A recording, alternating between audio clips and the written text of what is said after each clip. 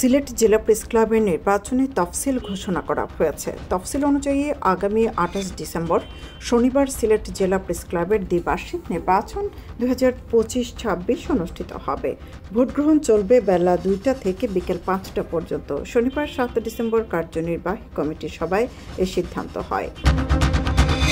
২ দিনের ব্যবধানে সিলেট ওসমানী আন্তর্জাতিক বিমানবন্দরে আসা একটি ফ্লাইট থেকে ফের ১ কেজির বেশি স্বর্ণালংকার জব্দ করেছে কাস্টমস কর্তৃপক্ষ।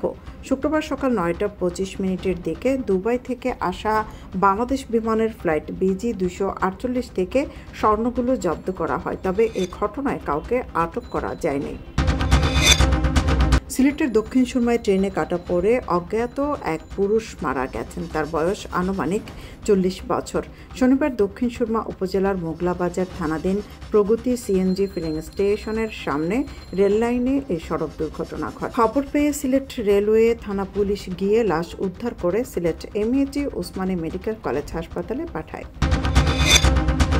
র্যাপিড অ্যাকশন ব্যাটালিয়ন র্যাব ৯ ও ব্রাহ্মণবাড়িয়া জেলা পুলিশের যৌথ অভিযানে ডাকাত দলের সর্দারকে অস্ত্র ও গুলিসহ আটক করা হয়েছে। শনিবার দিবাগত রাত ৩টার দিকে ব্রাহ্মণবাড়িয়া জেলার আশুগঞ্জ থানা এলাকা থেকে অস্ত্র গুলিসহ ডাকাত দলের সর্দার মোহাম্মদ মুসা মিয়াকে আটক করা হয়।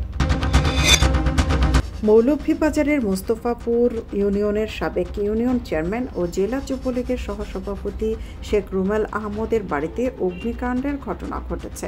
এ ঘটনায় শ্বাসরোধে যুবলীগ নেতার মা মেহেরুন্নেসা ও চাচি ফুলেসা বেগম মারা গেছেন। শনিবার দিবাগত রাতে শহরতলির মোস্তফাপুর গ্রামে এ ঘটনা ঘটে। খবর পেয়ে ফায়ার সার্ভিসের সদস্যরা গিয়ে আগুন নিয়ন্ত্রণে আনেন।